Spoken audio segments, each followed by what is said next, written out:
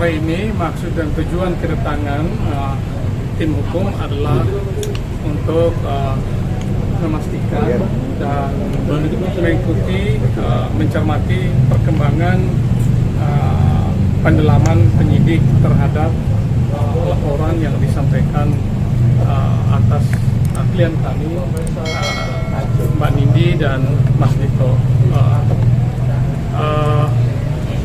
Sebagaimana kita ketahui bahwa kasus ini sudah dilaporkan sejak bulan 15 Februari 2021, tapi terus berjalan penyelidikan dan penyidikan hingga saat ini. Dan satu hal yang bisa kami pastikan bahwa setelah penyidik melakukan pendalaman sekian waktu, hingga saat ini status klien kami, Mbak Nindi maupun Mas Dito itu masih sebagai saksi.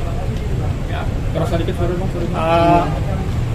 Tentu kami telah menyerahkan bukti, informasi data yang menyanggah tuduhan tersebut, dan tadi memberikan lagi sejumlah data tambahan untuk menyanggah tuduhan yang disampaikan oleh pihak pelapor.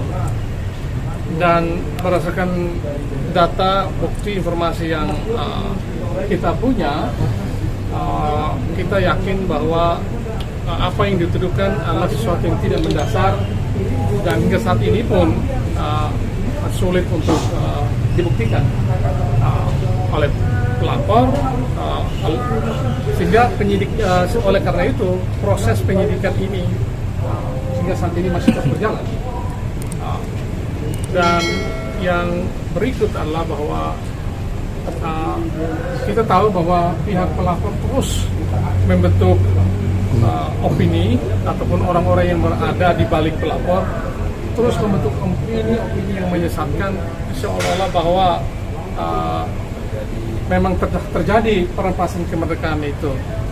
Nah, kita ingin menghimbau agar pihak-pihak siapapun untuk berhenti menyebarkan informasi-informasi yang menyesatkan publik, karena memang hingga saat ini memang belum ada bukti yang cukup untuk kemudian dijadikan dasar oleh penyidik untuk meningkatkan status klien kami dari saksi menjadi tersangka. Karena itu upaya-upaya untuk memframing atau membentuk opini publik seolah-olah klien kami itu telah bersalah atau telah melakukan tindakan perampasan kemerdekaan terhadap Sulaiman, itu adalah sebuah tuduhan yang tidak mendasar, bahkan hingga saat ini sekalipun. Ya, sebagaimana juga yang diharapkan oleh kita fair-fair saja, sebagaimana yang diharapkan oleh pihak pelapor agar kasus ini segera diberi kepastian hukum, maka kami juga sebagai pihak terlapor juga berharap bahwa jika tidak terdapat data, informasi, bukti yang cukup untuk menindaklanjuti kasus ini, maka kita juga mohon kepastian hukum, sehingga klien kami juga tidak mengalami trial by press, ya, atau trial by public opinion, yang tentu kita tahu bahwa situasi seperti itu adalah sesuatu yang sangat tidak baik dan cenderung untuk mendegradasi atau mendehumanisasi atau menurunkan martabat daripada klien kami. Nah, sekali lagi kita ingin menyampaikan pesan kepada teman-teman di luar sana atau pihak-pihak yang menjadi aktor di balik pelaporan ini, apalagi yang tidak punya kepentingan langsung, terus mengotot dan ingin memaksakan laporan ini supaya segera dituntaskan. Padahal hingga saat ini, sebagaimana yang saya katakan, belum terdapat data atau bukti yang memadai. Dan kami memberikan keleluasaan dan menghormati sepenuhnya penyidik untuk melaksanakan tugas-tugasnya dengan profesional dengan baik, dengan bermartabat.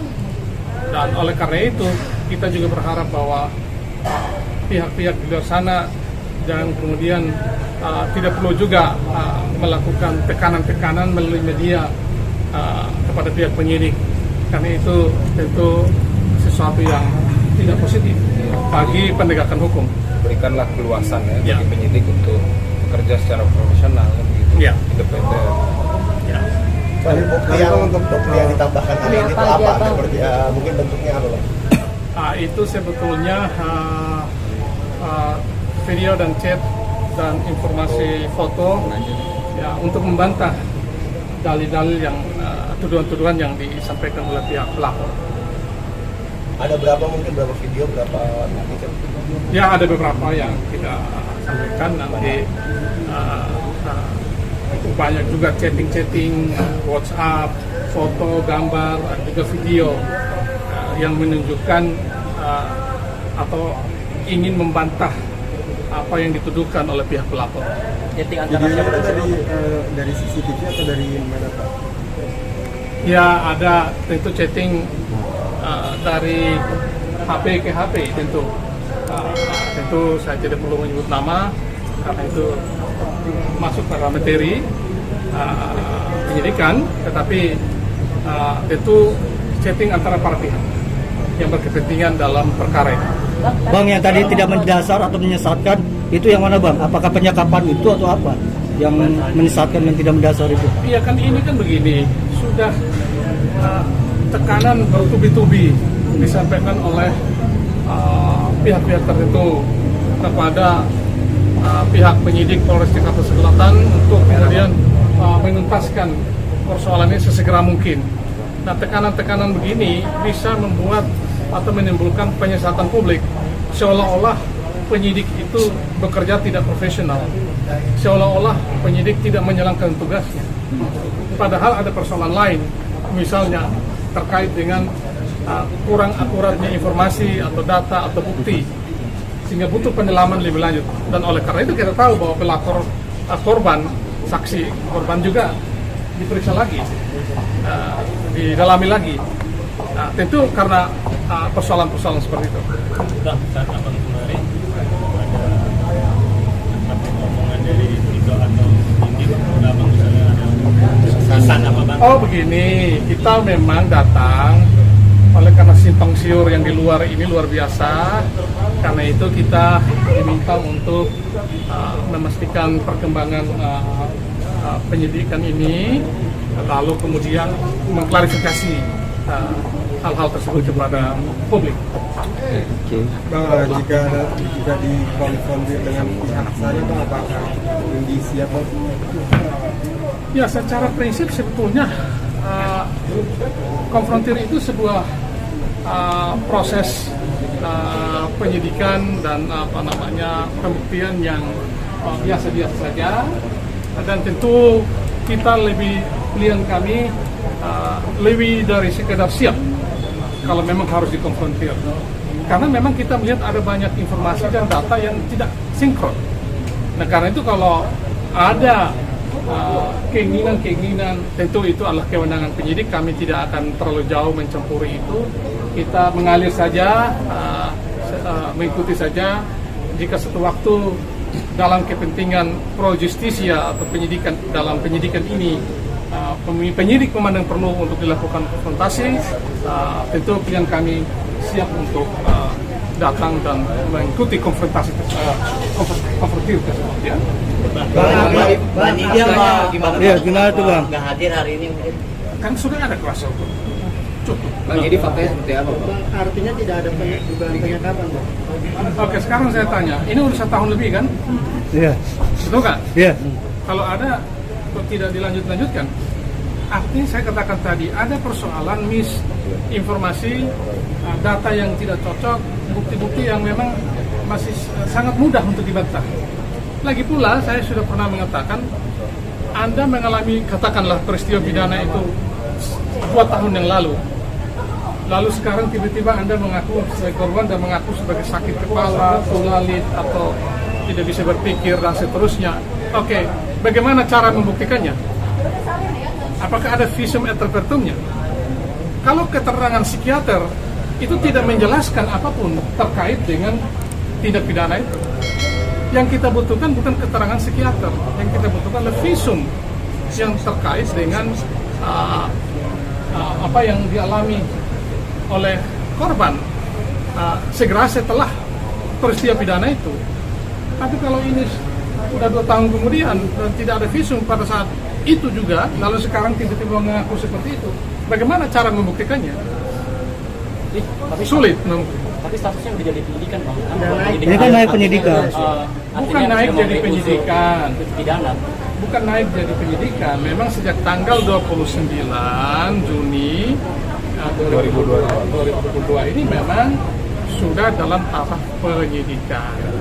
Kalau hanya dalam penyelidikan, orang tidak bisa diperiksa sebagai saksi, orang dipanggil untuk diklarifikasi, itu penyelidikan.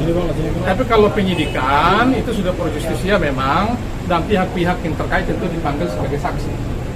Itu sebuah proses hukum yang biasa saja, yang normal aja. Ya. Ya, Bang. Maksudnya penyidikan itu kan telah memenuhi unsur pidana, Bang. Oh tidak, justru penyidikan itu dilakukan untuk memastikan unsur-unsur yang dituduhkan itu terbukti atau tidak. Kan begitu. Artinya polisi kan masih berproses, Bang, ya? Ya sedang berproses. Proses hukum kalau udah nyampe tahap penyidikan udah ada harus yang bertanggung jawab dari pelaporan ini, Bang. Kira-kira siapa? Iya, kalau ada bukti yang cukup. Sekarang udah 1 tahun, bisa nggak dinalar tuh? Artinya ada miss, saya katakan tadi ada miss di sana. Ada data yang tidak berkesesuaian, ada informasi yang tidak berkesesuaian, ada bukti yang tidak valid. Ya,